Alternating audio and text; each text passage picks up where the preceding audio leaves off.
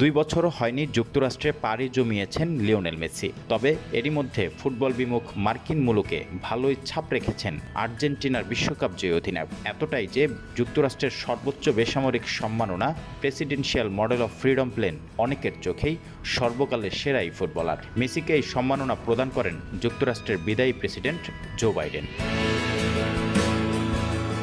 Football নয়, যুক্তরাষ্ট্রে খেলাটা পরিচিত সকার নামে, আর সেখানে জনপ্রিয়তায় বাস্কেটবল, বেসবল ও NFL এর চেয়ে পিছিয়ে আছে বিশ্বের সবচেয়ে জনপ্রিয় খেলাটি।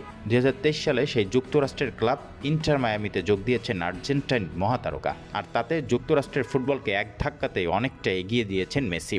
সেই মেসি যুক্তরাষ্ট্রের নারী ফুটবলার মেগান রাপিনোর পর মাত্র দ্বিতীয় ফুটবলার হিসেবে পেলেন এই সম্মাননা। মেসি, বাস্কেটবল কিংবদন্তি ম্যাজিক জনসন, হলিউড তারকা Denzel Washington, Michael J Fox, সাবেক ফার্স্ট লেডি হিলারি ক্লিন্টন সহ মোট 19 জন এবার পেলেন প্রেসিডেন্সিয়াল মডেল অব ফ্রিডম।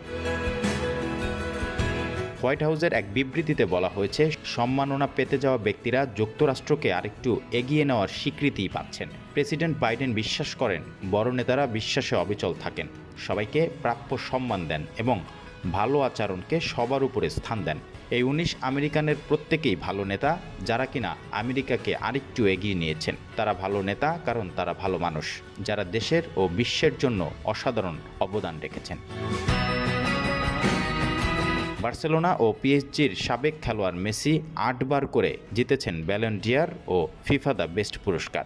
বিশ্বকাপ সহ মোট 45টি ট্রফি জেতা মেসি ট্রফি জয়ে সর্বকালের সেরা। ফুটবল মাঠে প্রতিপক্ষের বুকে ভয়ের স্রোত বইয়ে দিলেও মাঠের বাইরে দিলদরিয়া মেসি।